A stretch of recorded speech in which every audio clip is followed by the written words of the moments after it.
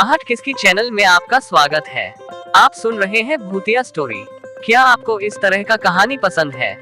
अगर हाँ तो कमेंट करके बताएं और चैनल को सब्सक्राइब करें और अपने दोस्तों को शेयर करें। शीशमहल का रहस्य। रात के घने अंधेरे में जब चंद्रमा बादलों के पीछे छिपा था, एक पुराना और खंडहर जैसा महल अपने अंदर अनगिनत रहस्यों को समेटे खड़ा था।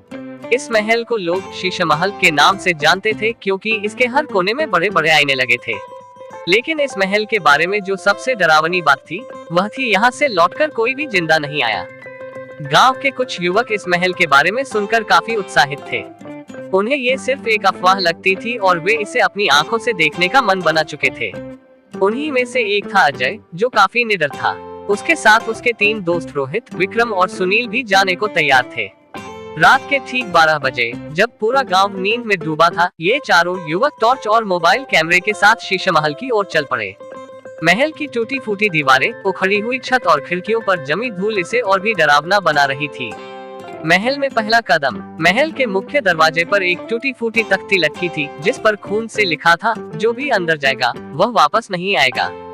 रोहित हंसते हुए बोला, ये सिर्फ गाँव वालों की डराने की चाल है। अजय ने आगे बढ़कर दरवाजे को धक्का दिया और वह चरमराते हुए खुल गया। जैसे ही वे अंदर पहुंचे, उनकी टॉर्च की रोशनी में महल की भव्यता झलकने लगी। हर दीवार पर बड़े बड़े आईने लगे थे, जिनमें उनकी छवियां अजीब तरह से झिलमिला रही थी। अजीब घटनाएं शुरू होती हैं। जैसे ही वे महल के भीतर पहुंचे, एक अजीब सी ठंडक महसूस हुई।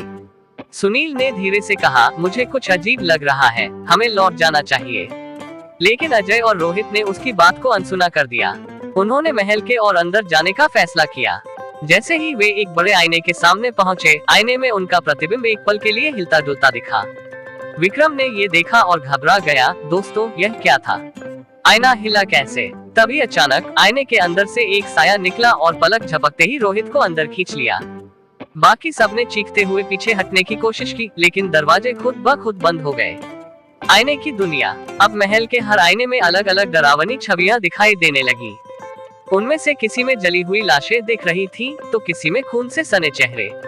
विक्रम ने दीवार के पास भागने की कोशिश की, लेकिन तभी एक दूसरा आईना उसकी ओर झुका और उसने भी विक्रम को निगल लिया। अब अजय और सुनील ही बचे थे। वे दोनों भागने के लिए रास्ता खोज रहे थे, लेकिन महल के आईनों ने उन्हें चारों तरफ से घेर लिया। अचानक अजय को एक पुरानी किताब पढ़ी मिली। उसने जल्दी से उसे उठाया और पढ़ने लगा। उसमें लिखा था कि इस महल को एक तांत्रिक ने शापित कर दिया था। भयानक रहस्य उजागर होता है। वर्षों पहले एक तांत्रिक इस महल में आया था और उसने यहाँ के राजा को मारने की कोशिश की थी। राजा ने उसे बंदी बना लिया और एक आईने में कैद कर दिया। लेकिन मरते मरते तांत्रिक ने इस महल को श्राप दे दिया कि जो भी यहाँ आएगा वह हमेशा के लिए आईनों में खो जाएगा।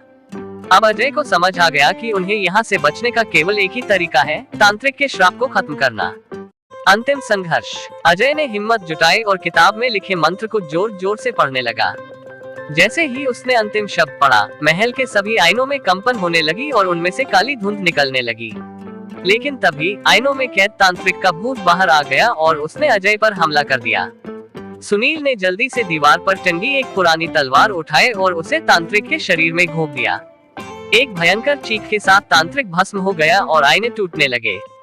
जैसे ही सभी आईने टूटे, रोहित और विक्रम महल के फर्श पर बेहोश पड़े मिले। अजय और सुनील ने उन्हें उठाया और जैसे तैसे महल से बाहर निकले। अंतिम मोड़। गांव लौटने के बाद चारों ने शपथ ली कि वे फिर कभी उस महल के पास नहीं जाएंगे। लेकिन अगली सुबह जब वे उठे, तो उनके कमरों में एक आईना रखा था और उसमें उनका प्रतिबिंब हल्के हल्के मुस्कुरा रहा था, जैसे कोई और आत्मा उसमें बस गई हो। समाप्त।